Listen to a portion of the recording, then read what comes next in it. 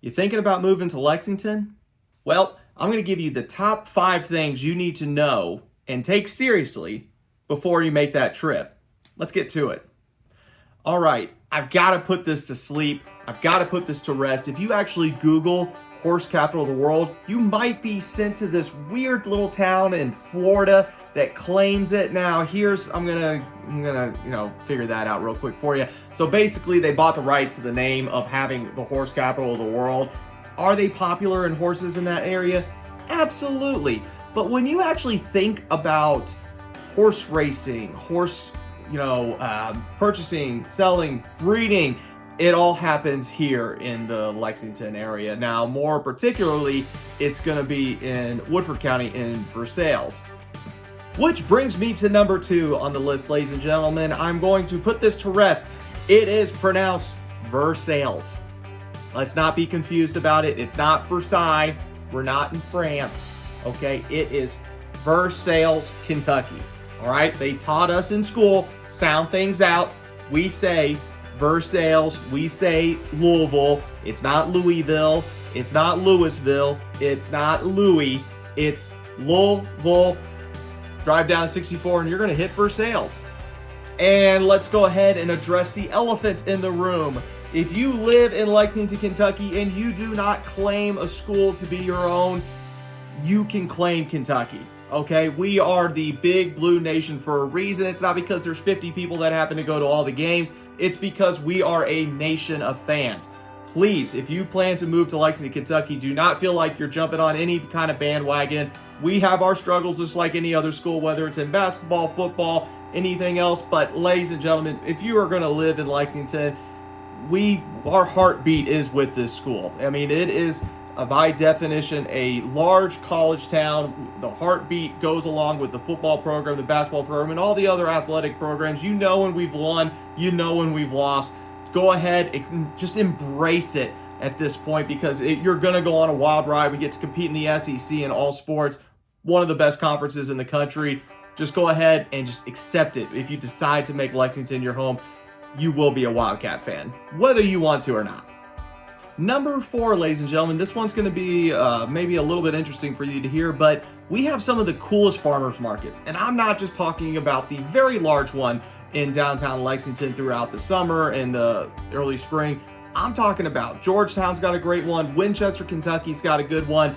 Paris, all the surrounding areas. Vur-Sales has a great farmers market. You're not just secluded to Lexington. And so remember, going outside of Lexington, you're surrounded by farm country. I mean, it doesn't take long to get to farm country in the Lexington area. So you are surrounded by hundreds and hundreds of farmers that bring their fresh produce, their fresh meat, butter, jams, honey, wine, cider, anything you can think of. They're going to bring it in, and it is as fresh as it gets.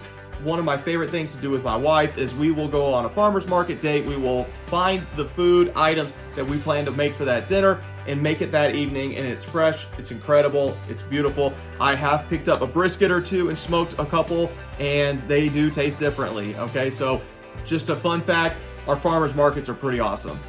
And finally, number 5, ladies and gentlemen, the 5th thing you have to realize when you move to Lexington, Kentucky is our weather.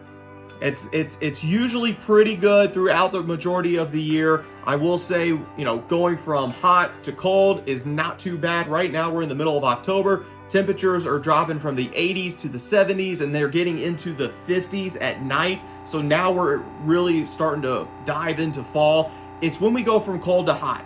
Now, winter can range from January to April and have some sprinkles in May. Or it could just last through mid-February, and then we're in spring weather at that point. You don't really know which weather you're going to get. Every 4 years, we usually get hit with an ice storm. I know that sounds ridiculous saying out loud every 4 years. It's seriously, every 4 years, we get hit with a pretty bad ice storm. Cars are covered with a sheet of ice about an inch thick. Roads are covered. You think you've moved to Michigan overnight, and you don't even realize it. But usually, weather in Kentucky, going from cold to hot, those 2.5 weeks of mid-March are chaotic. It will be 75 and sunny on Monday, 32 and snowing by Wednesday. And I'm not kidding whatsoever. Ask any local Lexington.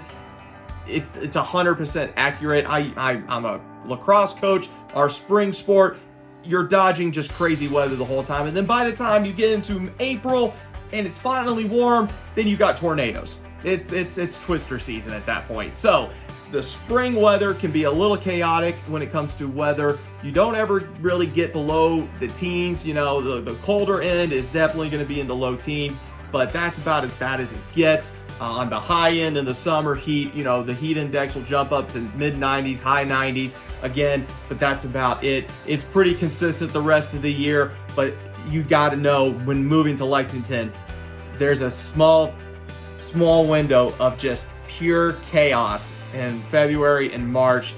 Once you get through that, the rest of the year is fantastic.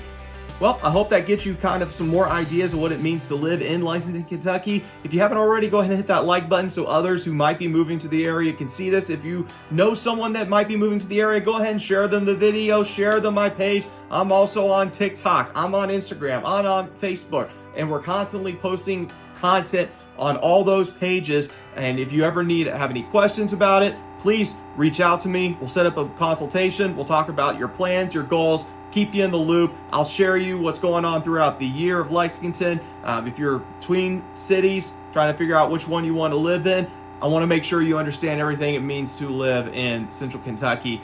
Thanks again for watching. This is Ben. I'm with Living in Lexington. Have a great night.